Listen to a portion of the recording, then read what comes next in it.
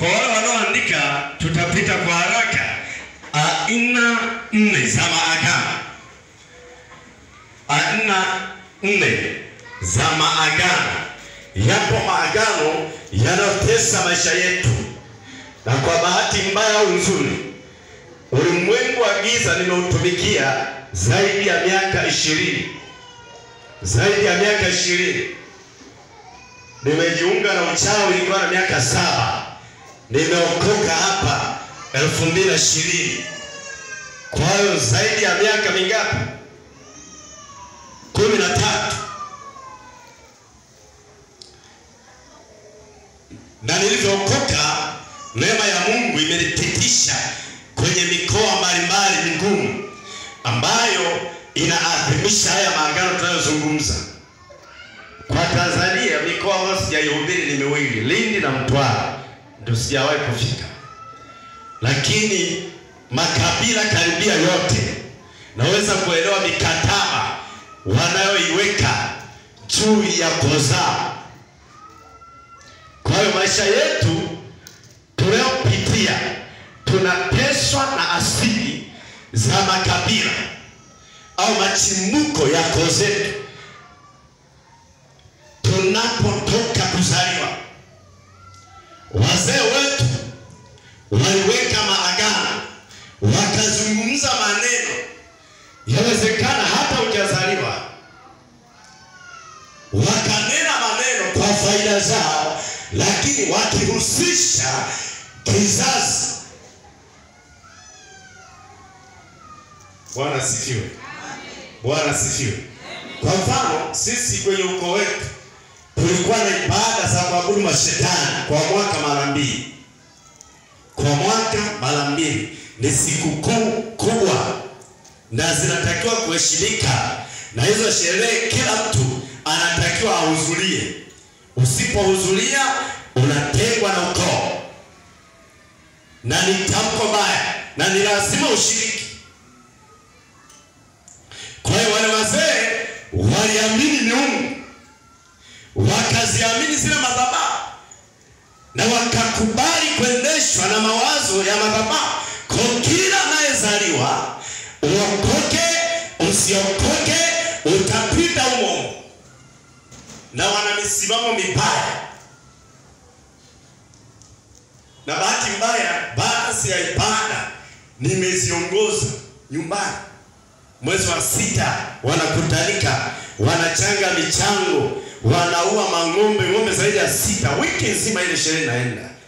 Sasa wanatangaza kwenye ukoo, unahitaji la kuolewa, hujaolewa, una maisha magumu. Yanakuwepo mahitaji ya watu wengi, makundi ya watu wengi. Na limeandaliwa kaburi moja tu ambalo lilikuwa la babu yangu mzababa, na hilo kaburi ndio ile lisi miungu yake.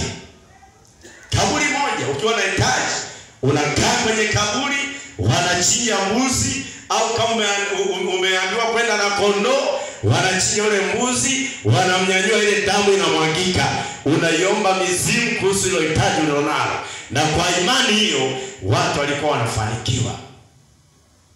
Naona hivyo tofauti watu walikuwa wanafanikiwa kabisa. Anatoka pale baada ya ile agano kuwekwa na mbuzi na damu ya mbuzi, ameoga, amekula na nyama. Baada ya kutoka pale mambo yake yanaenda sawa. Lakini atakapoendelea kama na familia, anaanza kushangaa. Baada kila mwaka mwezi wa 12 mwishoni, tukiwa tunahitimisha zile ibada, anakufa mtoto.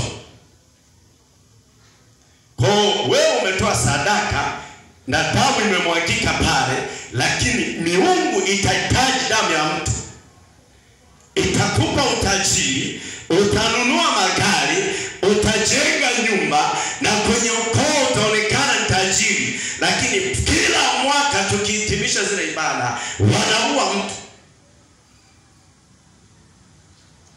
Bahati nzuri mkaunga shaenda kule Mwanza.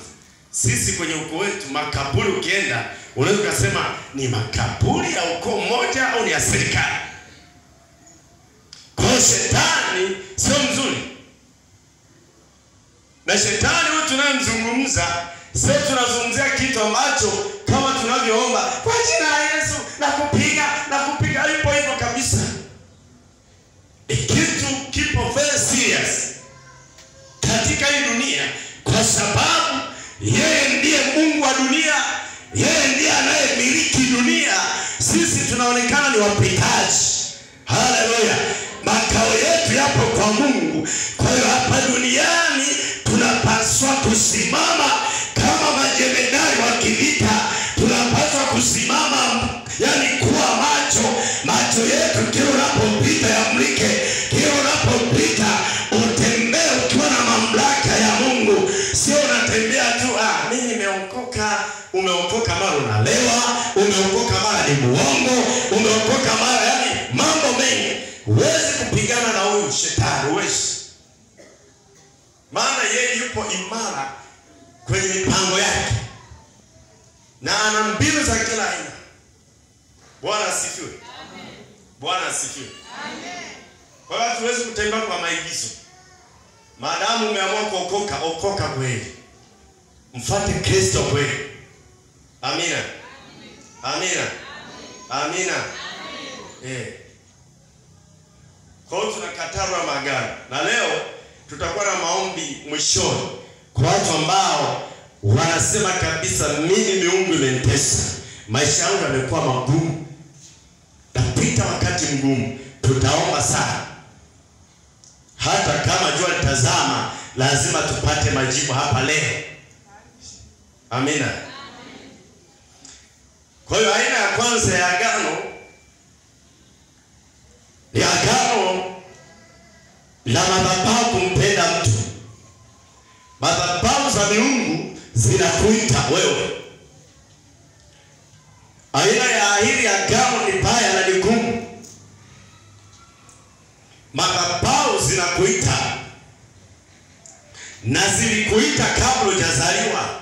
Mimi nimekuta msingi wa kulisi uchawi. Babu ameshatamka kwa wachawi wenzake kwamba mjukuu watatu atanisaidia majukumu. Kwa hiyo nilikuwa hata sijazaliwa, na bahati mbaya nikaitiwa jina la babu. Kwa hiyo nimekuja kuzaliwa ili kuja kujitambua, nikaanza kukutana na vitu vya ajabu. Mara unaota watu wanakamatwa, wanachinjwa watu,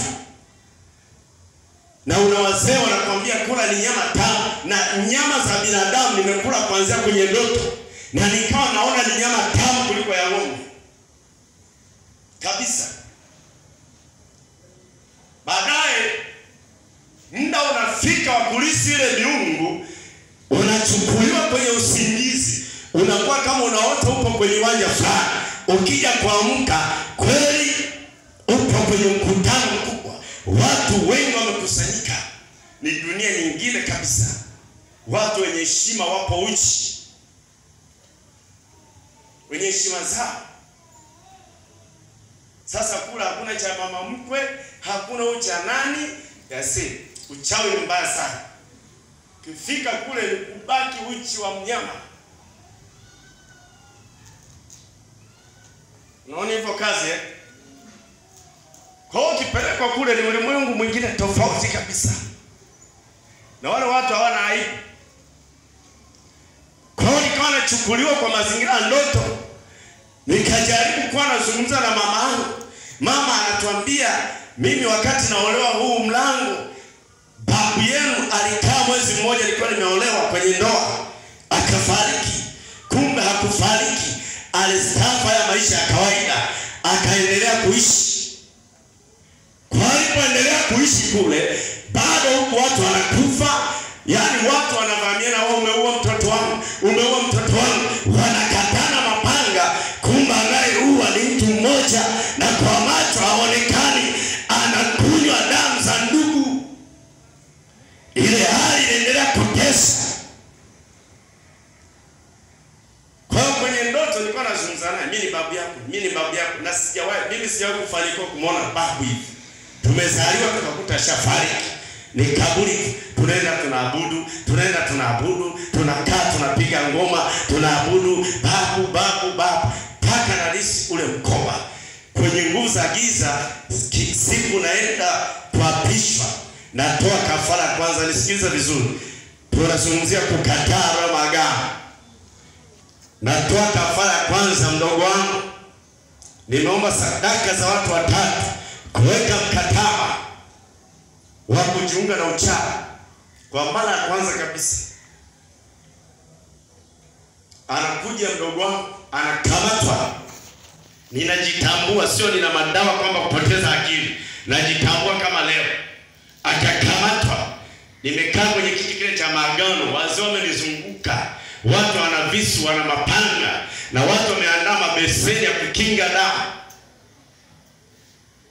Akakamatwa, nikakaa, nimepewa semina, utazungumza maneno ya 1 2 3 wakati damu inamwagika. Sasa kafara ile ya kwanza unatakiwa uchinje kwa mkono wako. Nikasema hii Jumamosi kwamba wewe hapo ulipo, analetwa mtoto wako, umeombwa sadaka, hapo ulipo unapewa kisu, chinja kwa mkono wako. Hiyo hali unaionaje? Ni mbaya nzuri?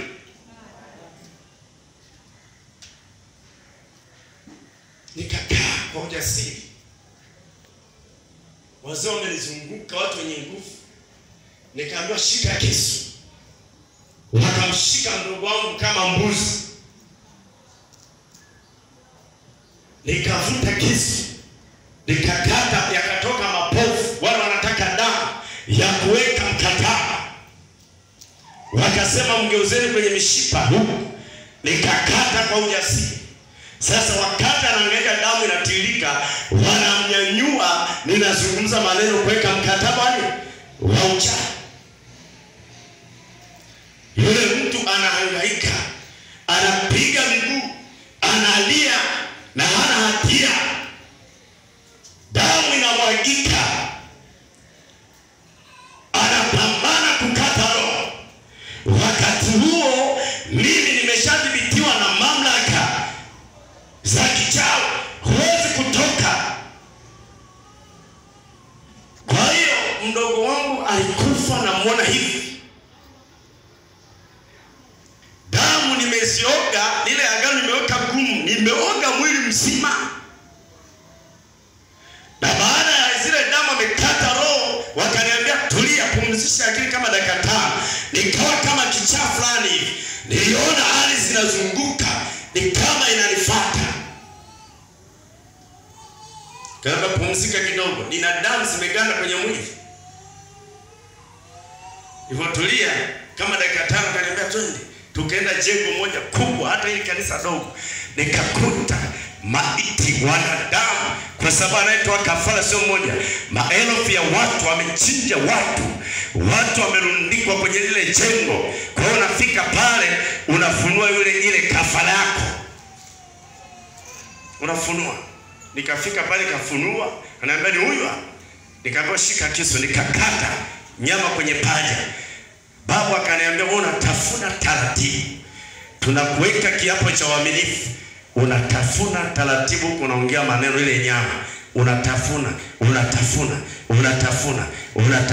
Sasa ile nyama ukiwa unatafuna, akili paka mawazo na nafanya, akili zinaanza kubadilika, paka roho inaanza kubadilishwa kabisa. Toka hapa sikuwa na huruma mimi na mtu. Bwana tusaidie sana. Sina huruma na mtu.